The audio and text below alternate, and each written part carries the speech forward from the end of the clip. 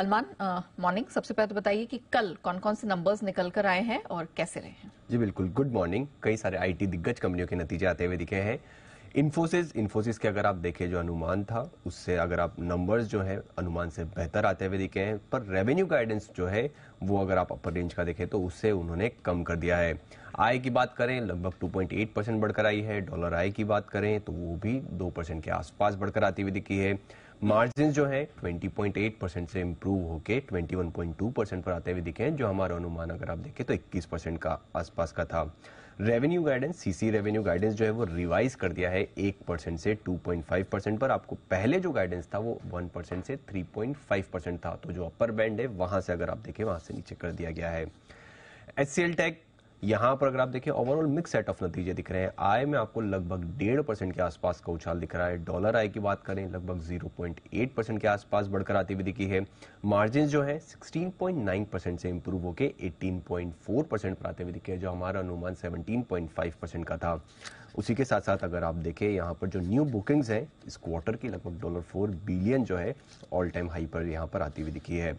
आनंद Rathi wealth, यहाँ पर आपको नतीजे बढ़िया दिख रहे हैं, पर मार्जिन में आपको थोड़ी गिरावट दिखेगी। आय लगभग 34.6-35% के आसपास बढ़कर आती हुई दिखी है।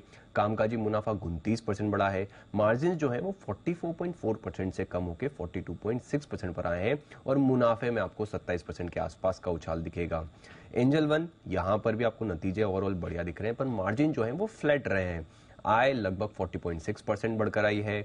कामकाजी मुनाफा 40% बढ़कर आया है। मार्जिन 42.4% के पहले थे, इस बार 42.2% पर आते हुए दिखे हैं।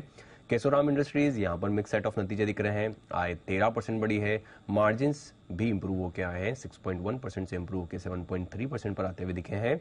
इस बार जो अदर इनकम देखें, अदर इनकम भी कंपैरेटिवली अगर आप पहले 15 करोड़ की थी, जो अब 12 करोड़ के आसपास जो है वहां पर आती हुई दिखी है।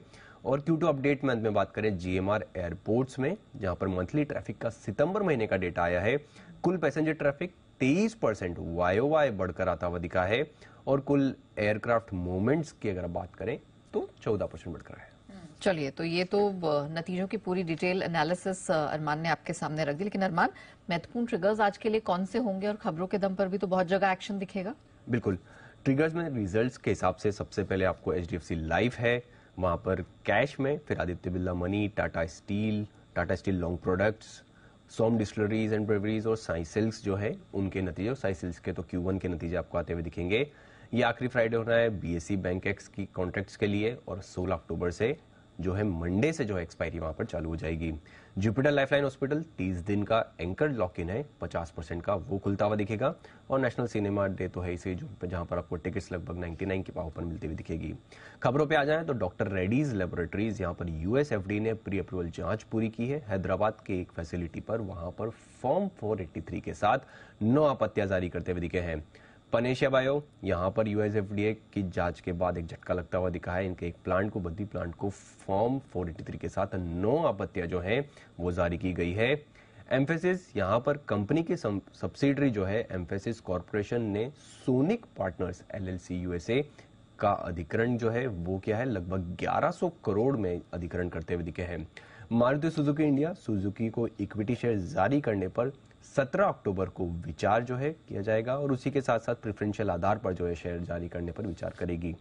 SJVN 100 megawatt solar power project की बोली जीती है इन्होंने। 600 करोड़ की लागत से जो है प्रोजेक्ट तैयार होगा। नियोजन सॉफ्टवेयर टेक्नोलॉजीज की बात करें तो कंपनी को लगभग 68 करोड़ का परचेज ऑर्डर जो है वो मिला है। और उसी के साथ साथ अंत में 361 वैम की बात करें तो मॉर्गन स्टैनली इन्वेस्टमेंट फंड्स ने लगभग 24 लाख शेयर्स, जो कि 0.68% इक्विटी है, वो 511 के भाव पर बेचते हुए दिखे हैं। और नॉर्गिस बैंक की बात करें, उन्होंने लगभग 33 लाख के आसपास शेयर्स जो है वो खरीदे। ओके, चलिए, तो